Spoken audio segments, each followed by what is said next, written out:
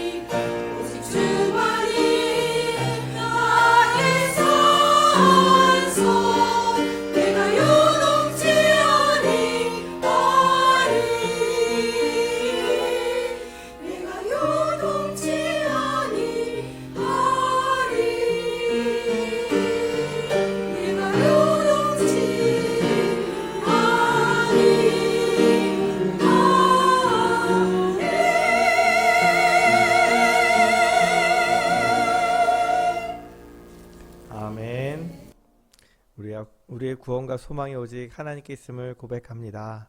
힘들고 어려운 일이 있을 때 잠잠히 하나님만 바라는 저와 성도님들이 되었으면 좋겠습니다. 오늘 특송을 우리 우건사님이 하셨죠? 맞죠? 목소리가 얼마나 좋으신지. 앞에 교회 있을 때 지금 돌아가셨는데 이원춘 장로님이라는 분이 계셨는데 99세에 돌아가셨는데, 돌아가시 전에까지도 이렇게 지팡이 짚고 오셔서 앉아 계시다가 특송할 땐 일어나서 하시면 얼마나 특송을 우렁차게 잘하시는지 몰라요. 장로 성가대를 오래 하셨는데 연세 드신 분이 나와서 특송하시는데 이게 다 은혜 받거든요. 여기 계신 모든 분들이 하나님 안에서 연세가 드셔도 하나님 앞에 놀랍게 찬양 드리실 수 있는 그런 분들 되시기 바랍니다. 자, 오늘 우리에게 주신 하나님의 말씀은 창세기 1장 26절 27절 말씀입니다. 그리고 2장 15절 말씀입니다. 먼저 1장 26절 27절 같이 읽겠습니다. 하나님이 이르시되 우리의 형상을 따라 우리의 모양대로 우리가 사람을 만들고 그들로 바다의 물고기와 하늘의 새와 가축과 온 땅과 땅에 기는 모든 것을 다스리게 하자 하시고, 하나님이 자기 형상 곧 하나님의 형상대로 사람을 창조하시되 남자와 여자를 창조하시고. 2장 15절 말씀입니다. 여호와 하나님이 그 사람을 이끌어 에단 동산에 두어 그것을 경작하며 지키게 하시고. 아멘. 하나님의 형상 세 번째 하니까 좀 지겨우시죠?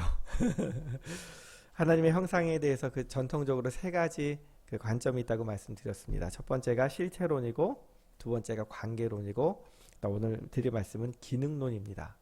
실체론이란 말은 지난번에도 말씀드렸지만 인간이 소유하고 있는 어떤 요소들 중에 특정한 부분이 하나님의 형상인데, 특별히 우리의 영혼이 하나님의 그 형상대로 지음받아서 불멸성을 부여받았다. 그렇기 때문에 우리는 하나님의 형상대로 지음받은 그 흔적이 있기 때문에 우리는 존귀한 사람이에요. 나만 존귀한 게 아니고 상대방도 존귀한 사람이에요. 그래서 우리가 귀하게 대해야 된다라는 말씀을 드렸고요.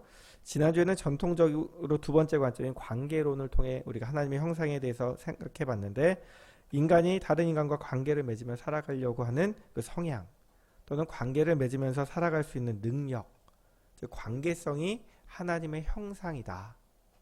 하나님께서는 우리를 왜 관계성 있는 형상으로 만드셨냐 하면 하나님과 관계를 맺으면서 살아갈 수 있도록, 그래서 우리를 영적인 존재로 만드셨다. 근데 죄로 인해서 하나님과의 관계가 끊어진 것을 예수 그리스도께서 회복시키셔서 하나님의 형상을 회복시키고 하나님과의 관계를 회복시키기 원하셨다.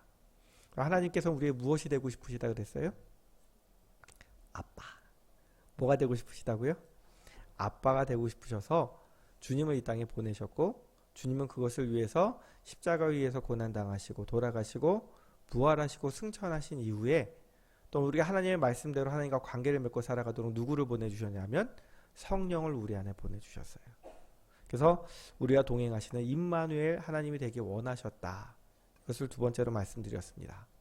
그리고 세 번째로는 기능론인데요. 이건 하나님이 사람에게 부여하신 기능이 있다. 특별히 피조물을 다스리고 통치하는 기능이 하나님의 형상이다라는 이야기입니다. 사람은 하나님의 대리 통치자로서 세상을 다스리고 관리하는 책임을 받았습니다. 바로 이 점에서 모든 피조물들과 구별되는 독특한 특성을 우리는 갖고 있습니다. 우리는 사람에게 부여된 통치권의 성격을 바르게 이해해야 돼요.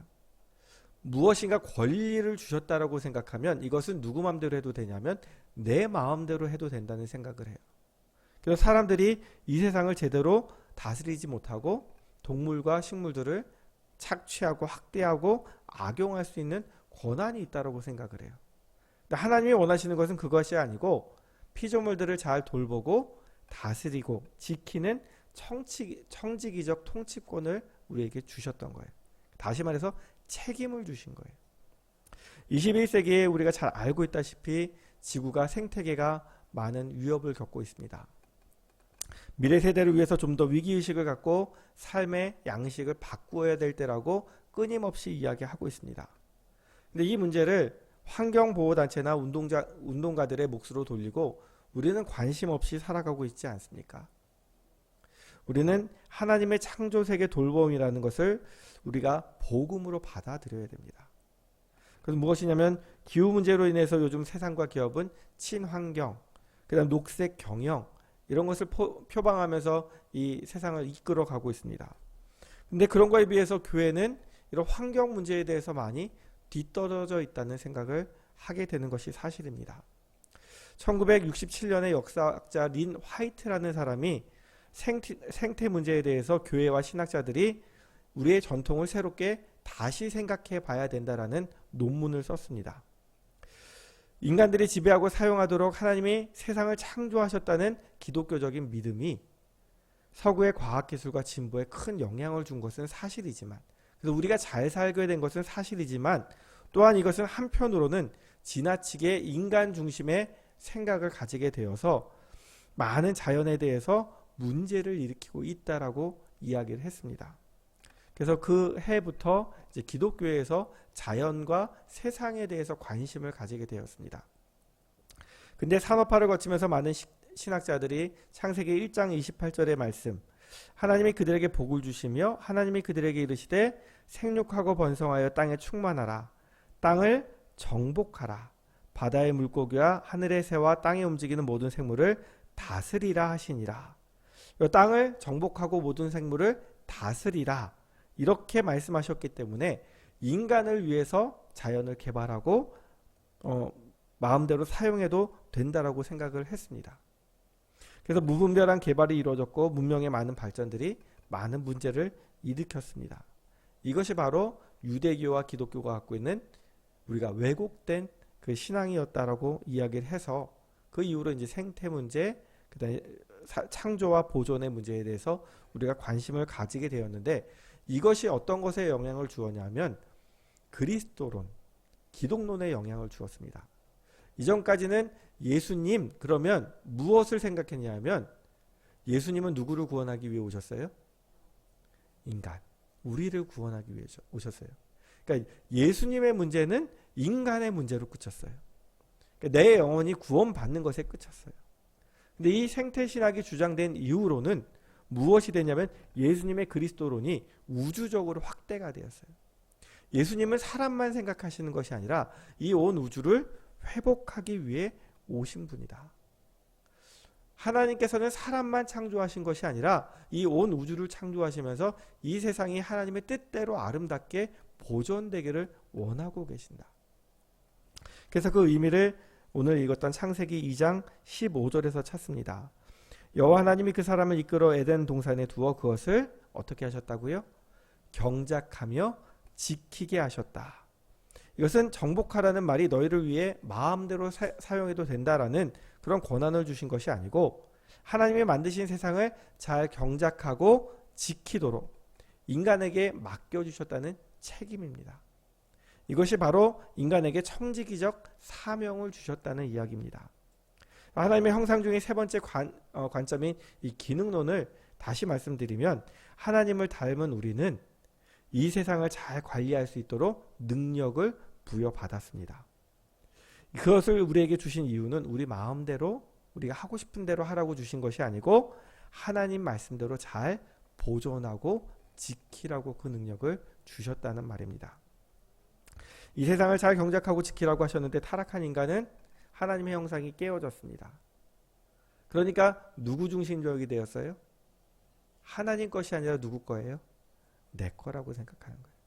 그러니까 인간 중심적으로 생각하기 때문에 이 세상을 너무나 쉽게 파괴합니다. 제발 그만해, 이러다 다 죽어. 어디서 나온 말이에요? 오징어 게임. 이 말이 무섭게 할 정도로 우리는 이 세상을 정말 세상이 우리에게 외치고 있는 것 같아요. 제발 그만해, 이러다 다 죽어.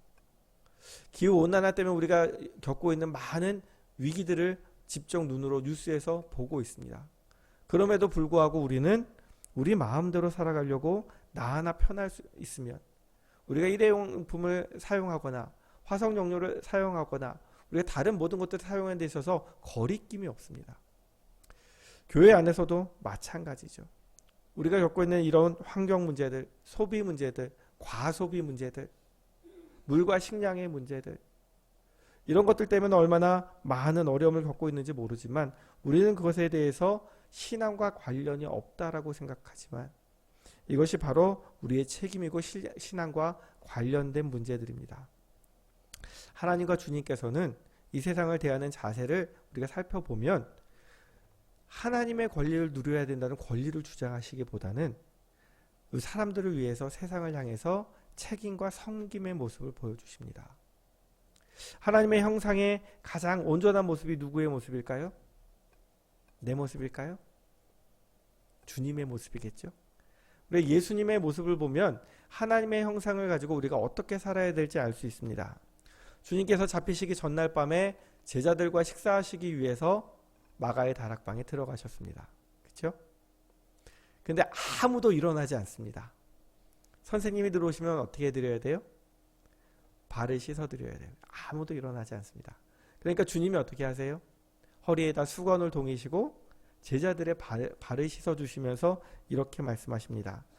너희가 나를 선생이라 또는 주라 하니 너희 말이 옳도다. 내가 그러하다. 내가 주와 선생이 되어 너희 발을 씻었으니 너희도 서로 발을 씻어주는 것이 옳으니라. 내가 너희에게 행한 것 같이 너희도 행하게 하려 하여 본을 보였노라. 내가 진실로 진실로 너희에게 이르노니 종이 주인보다 크지 못하고 보냄을 받은 자가 보낸 자보다 크지 못하나니 너희가 이것을 알고 행하면 복이 있으리라. 종이 커요? 주인이 커요? 제자가 커요? 선생님이 커요? 그럼 누가 대접을 받아야 돼요? 선생님과 주인이 대접을 받아야 되는데 선생님과 주인이신 주님이 먼저 섬기시면서 너희가 이 뜻을 알라고 말씀하시는 거예요. 주님은 이 땅에 오신 목적에 대해서 제자들에게 이렇게 말씀하셨습니다. 인자가 온 것은 섬김을 받으려 함이 아니라 도리어 섬기려 하고 많은 사람 자기 목숨을 많은 사람의 대속물로 주려 함이니라. 주님께서 우리를 대하시는 자세는 어떤 자세예요? 섬김의 자세예요. 그러니까 우리가 세상을 대하는 자세도 섬김의 자세가 되어야 된다는 거예요. 하나님의 형상이신 예수님께서 섬김을 말씀하시는데 이것을 오늘 말씀과 연관시켜서 생태신학의 자세를 보게 되면 미국의 복음주의 신학자 더글라스 무라는 사람과 그 아들 조나단 무라는 사람이 같이 아버지와 아들이 같이 글을 썼어요. 오늘 이 생태신학에 대해서 창조세계 돌봄, 자연세계에 대한 성경신학. 하나님의 창조세계에 대한 그리스도인들이 창조세계 돌봄의 당위성을 이제 성경적으로 잘 이해하라고 글을 썼는데요. 그들에 의하면 하나님의 창조세계에서 인간은 하나님의 형상으로 지음받은 유일한 존재. 그래서 독특한 위치를 갖고 있어요. 우리가 피조물을 보살피고 돌봐야 하는 이유가 내 이웃을 내 몸과 같이 사랑하라고 하신 복음적인 명령 때문이라고 이야기합니다. 이것은 단순히 이웃만 사랑하라는 것이 아니고 우리는 자연에 나가서 얼마나 많은 치유와 회복을 느낍니까? 하나님이 살아계심을 느낍니까? 그렇다면 그것도 우리가 관리하고 그것을 내 몸처럼 돌봐야 된다는 거예요. 그게 복음적인 명령이라고 이야기합니다. 그래서 환경보호, 자연보호라고 말을 쓰지 않고 창조세계 돌봄이라고 표현을 합니다. 누가 만드셨어요? 하나님이 만드셨어요. 그럼 주인은 누구세요? 하나님이세요. 그래서 그리스도인들이 피조물을 보살피는 것은 생태계의 위기 때문에 보살펴야 되는 것이 아니고 이것이 누구 것이기 때문에? 하나님의 것이기 때문에 우리가 잘 돌봐야 된다는 것이에요. 하나님이 이 사명을 우리에게 주셨다는 거예요. 인간은 창조세계의 일원인 동시에 다스리는 자로 돌보는 자로 청지기로 부름받았다는 거예요. 인간의 하나님의 형상이라는 것은 다른 피조물과 구별된다는 의미이고 하나님의 자녀로서 인간은 동등하지만 피조세계를 향해서는 하나님의 대리자의 역할을 제대로 해야 된다는 말씀입니다. 오늘 1장 26절 말씀 보면 하나님이 이르시되 우리의 형상을 따라 우리 모양대로 우리가 사람을 만들고 그들로 바다의 물고기와 하늘의 새와 가축과 온 땅과 땅에 기는 모든 것을 다스리게 하자 하시고 이렇게 말씀하셨는데 여기서 하나님의 형상은 하나님을 대신해 모든 것을 다스리도록 지음받았다는 거예요. 네, 1장 28절 말씀 아까 읽어드렸지만 생육하고 번성하여 땅에 충만하라는 명령은 모든 생물이 다 받았어요. 사람뿐만 아니라. 그러나 땅을 정복하고 다스리라는 명령을 받는 것은 사람밖에 없어요. 근데 이 정복하다는 말을 그동안 잘못 해석했어요.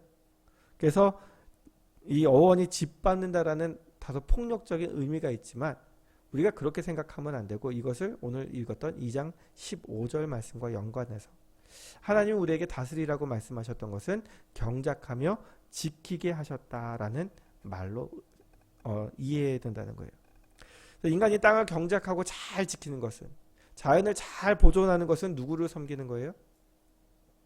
그것이 곧 하나님을 섬기는 일 중에 하나라는 거예요. 우리가 굉장히 심각하게 생각해 봐야 될 문제입니다. 이 땅을 보존하고 지켜야 되는 사명이 단순히 다음 세대를 위해서가 아니라 누구를 위해서요? 하나님을 위해서입니다. 하나님 앞에서 우리가 피조물을 주관하는 것은 하나님의 왕 대신 다스림을 받아들인다는 거예요. 하나님의 것을 위임받은 청지기, 청지기는 예전에 집사라고 불렸죠. 한 가정을 돌보는 사람들은 그 가족 모든 구성원들을 사랑하는 마음으로 돌보는 것처럼 우리가 하나님이 주신 이 세상을 사랑하고 돌봐야 할 책임이 있다라는 말입니다. 그렇다면 우리가 사명을 받은 청지기로서 돌봐야 될 것이 무엇이 있을까요? 첫 번째는 우리가 지금 말씀드렸던 이 창조 세계를 돌봐야 합니다. 제가 신학교에 들어가던 해에 저는 독일어를 시험 봤는데 독일어로 처음 보는 말이 나왔어요. 그래서 무슨 말인지 몰라서 그 단어는 다 독일어로 써놓고 나머지 제가 아는 말만 이제 해석을 해서 써놨어요. 그래서 딱 들어갔더니 교수님이 물어보시더라고요. 독일어 시험 어땠냐고. 너무 어려워서 무슨 말인지 몰라서 독일어로 독해했다고. 무슨 말인지 이해가 안 되시죠? 한국말로 독해를 해야 되는데 독일어 써놓고 한글 써놓고 독일어 써놓고 한글 써놓고 이렇게 했는데 그때 문제가 생태신학 문제였어요. 그리고 그 해부터 한국교회에 생태신학 문제가 대두되면서 어떤 운동들이 있었냐면 일회용품 줄이기 해보셨어요? 그 다음에 우리가 재활용, 활용하기, 다시 활용하기. 그래서 아껴 쓰고 나눠 쓰고 뭐 해서 아나바다 했었죠. 이런 것들이 유행해서 근데 이 얼마 가지 못했어요. 왜냐하면 그것을 심각하게 생각하지 않았기 때문에. 기후 문제가 심각해지고 나니까 이제 친환경, 재생에너지, 뭐 신재생에너지 이런 것들에 대한 관심을 가지고 있는데 한국 교회는 여전히 관심이 없어 보여요. 만약 이때 우리가 이것만 잘 가지고 있었고 잘 실천했어도 지금은 한국 교회가 참 선견지명이 있었구나. 뛰어났구나. 이 세상을 사랑하는구나라는 칭찬을 들었을 거예요. 근데도 여전히 교회를 보면 집에서 보면 일회용품 많이 쓰시죠? 가능하면 쓰시지 않으시는 게 좋습니다. 우리가 편리하게 한번 사용하는 것을 위해서 얼마나 많은 자연이 파괴되는지 모릅니다. 써야 되는 상황이 있죠. 그럴 때는 이름 써놓고 여러 번 쓰세요. 잘 만들어져서 여러 번 써도 돼요. 물론 나무젓가락 먹고 나서 버려야겠지만 근데 나무젓가락 몸에 안 좋다 그러죠? 그거 담가놓으면 물고기도 죽어요. 안 쓰시는 게 좋아요. 우리가 단순히 뭐 이제 이런 일들만이 문제가 아니고 하나님 안에서 이것을 잘 관리하고 보존하려고 하는 것이 믿음과 신앙 행동의 일치, 신행 일치의 모습입니다. 이 창조세계 돌봄은 성경에 명시된 하나님의 명령이고 인간의 순종의 문제임을 기억하시기 바랍니다. 우리가 하나님의 형상이 회복되지 않으면 우리는 이것에 대한 문제의식을 가질 수 없습니다. 그리고 타락한 인간은 마치 내가 주인이기 때문에 내 마음대로 해도 된다는 그런 생각을 가지고 여전히 우리는 큰 위기 앞에서 변함없는 모습으로 죄를 지으면서 살아갈 것입니다. 그렇기 때문에 이 환경에 대한 문제는 해결책은 만물의 주인 되시는 창조주 하나님이 주인이라는 것을 인정하고 우리는 하나님이 맡겨주신 것을 잘 관리하는 청직이라는 것을 인정하고 예수님이 보여주신 섬김의 자세로 대할 때에 그 문제가 해결되어질 것이라 생각합니다. 이것은 단순히 일회용품 한번 쓰고 안 쓰고의 문제도 아니고 화석연료를 쓰고 안 쓰고의 문제가 아니고 우리의 삶의 곳곳에서 이것이 하나님의 창조 세계를 돕는데 관리하는데 도움이 되는 부분인가 우리가 우리의 행동 하나하나를 살펴보는 것이 필요하다고 생각합니다. 자, 두 번째로 하나님의 형상을 회복해서 우리가 청지기 역할을 해야 되는 영역이 또 어디 있을까요? 가정과 일터입니다. 설교 준비하면서 많이 고민했는데 지난주에 그 오셨던 캄보디아 유창준 선교사님 그 말씀이 계속 떠올라서 제가 그거에 대한 요약을 하면서 오늘 적용을 하려고 하는데요. 지난주 오셔서 선교사라는 제목으로 설교를 하셨어요. 사람이 설교다. 선교지에서 교회를 짓고 프로그램을 하고 해서 사람들 막 모으는 것이 선교가 아니고 한 사람이라도 제대로 하나님의 사람으로 키우는 것이 선교다. 이것이 선교의 목적이다 라고 깨달았다고 이야기를 하셨어요. 선교사가 누구인가, 무엇을 하는 사람인가 라고 얘기했을 때 15세기에 있었던 어떤 수사가 여행을 하면서 복음을 전했던 일들이 보고되니까 여기서 미션이란 말이 나와서 선교가 시작되었다. 그리고 17세기에 큰 부흥을 일으켰는데 개신교에서는 이것을 긍정적으로 보지 않았다. 왜냐하면 이것이 식민지 정책과 함께 가서 사람들에게 복음을 전하면서 그것을 사람들을 다스리는 도구로 썼어요. 그렇기 때문에 이것이 부정적으로 받아들여졌었다. 근데 이제 미국 대부흥 운동이 일어나면서 18세기, 19세기에 이제 선교 운동이 일어났어요. 그래서 세계 각지로 한 손에는 성경을, 한 손에는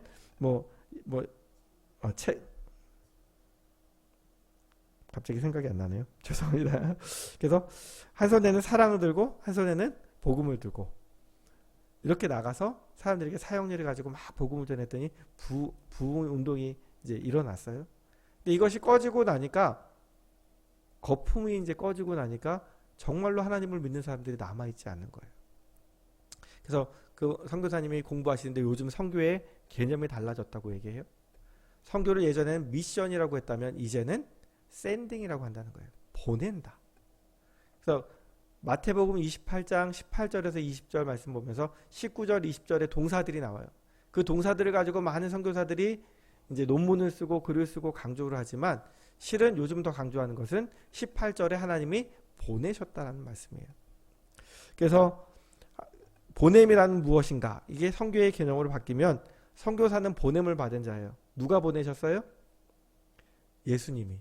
주님이 보내셨어요. 근데 그 주님은 하늘과 땅의 모든 권세를 가지신 분이에요. 그 권세를 가지신 분이 나에게 가라고 말씀하신 거예요. 그러면서 우리가 그 일을 감당할 수 없으니까 누구의 권세를 주셨어요? 주님의 권세를 가지고 가라고 말씀하시는 거예요. 그래서 갈 때 혼자 가면은 실패하잖아요. 우리는 힘이 없으니까. 그래서 누가 같이 가세요? 주님이 같이 가세요. 내가 세상 끝날까지 너희와 항상 함께. 선교사님 재밌게 얘기하시죠? 내가 너희와 1년만? 2년만? 이거 아니고 항상 함께. 그래서 캄보디아 말로 로얄 팅하이, 매일 한시도 빠짐없이 같이 있을게 라는 말이라고 해요. 내가 너를 가정으로 보낼 때, 내가 너를 일터에 보낼 때는 너 혼자 보내지 않아. 누가 같이 가요? 내가 너랑 같이 갈게. 나는 모든 권세를 갖고 있는 사람이야. 그러니까 나의 권세를 가지고 그곳에서 섬김을 할 때 분명히 변화가 있을 것이다. 남편이 믿지 않아, 자녀들이 믿지 않아, 그러면 혼자 가서 아무리 애써봐야 되지 않기 때문에 누구 권세를 가지고 가요? 주님의 권세를 가지고 가서 주님의 권세로, 주님의 사랑으로 그들을 전도하고 그들에게 말씀을 전하고 그들에게 복음을 전할 때 주님께서 주님의 사람으로 만드신다는 거예요. 그렇기 때문에 우리는 누구 힘을 의탁하고 나가야 돼요? 예수님의 힘을 의탁하고 나가야 된다는 거예요. 이게 그리스도인으로 살아가면서 참 어려운 문제입니다. 하나님께서 우리 안에 있는 하나님의 형상을 회복하셔서 우리를 가정과 일터로 보내기 원하고 계십니다. 나 혼자 가는 것이 아니라 주님이 함께 가셔서 우리가 주님의 힘을 의지하고 그곳에서 하나님이 원하시는 대로 가정과 일터를 경작하며 지키기를 원하고 계십니다. 왜냐하면 우리가 하나님의 형상대로 지음받았기 때문에 하나님의 형상으로 보냄받았기 때문에 그렇게 하기를 원하고 계시는 거예요. 예수님 우리가 닮아가야 하나님의 형상입니다. 예수님은 하나님의 영광의 빛이 이 세상에 비치도록 하는 유일한 등불이십니다. 그리스도인이라는 말의 의미는 작은 예수들 또는 그리스도의 사람들이라는 뜻이에요. 우리는 하나님의 형상을 따라 재창조되었는데 그리스도를 나날이 닮아가는 거예요. 하루아침에 100% 바뀌는 사람은 없어요. 우리는 연약하기 때문에 매일매일 주님을 닮아가려고 노력하는 사람, 하나님의 형상을 회복하려고 노력하는 사람이 바로 그리스도인인 줄 믿습니다. 우리가 그리스도 안에 있을 때만이, 하나님의 형상을 닮아갈 때만이 주님의 권세를 가지고 우리가 일할 수 있습니다. 하나님의 형상을 회복해서 산다는 것은 분명히 쉬운 일은 아닙니다. 남들은 그것을 이용하고 우리를 힘들게 할 수도 있습니다. 그럼에도 불구하고 우리는 그들에게 보냄을 받았습니다. 이게 우리가 해야 할 일입니다. 우리의 힘만으로 할 수 없기 때문에 우리가 어렵고 힘들 때마다 누구에게 기도하셔야 돼요? 주님, 나와 함께 해주시고 주님, 나에게 힘 주시옵소서. 모든 권세를 가지고 내 안에 계신 주님이 우리를 주님이 원하시는 곳으로 보내실 때 하나님 내가 순종하게 하시고, 내가 순종할 때 우리 가정에서, 일터에서 정말 주님만 의지하면서 하나님의 형상대로 회복되기를 원하고, 이곳을 내가 다스리고 지킬 때에 하나님의 놀라운 일들이, 하나님의 역사가 일어나게 해달라고 기도하는 저와 성도님들이 되기 원합니다. 우리가 하나님의 형상을 회복할 때에 하나님 때문에 우리는 존귀하게 되고, 하나님과의 관계성 속에서 우리가 회복함을 입고, 또한 그렇게 회복되어서 세상으로 나아갈 때에 하나님께서 우리를 통해서 가정과 일터와 이 세계를 다스리시고 또한 지키시고 보존하여 주실 줄 믿습니다. 기도하겠습니다.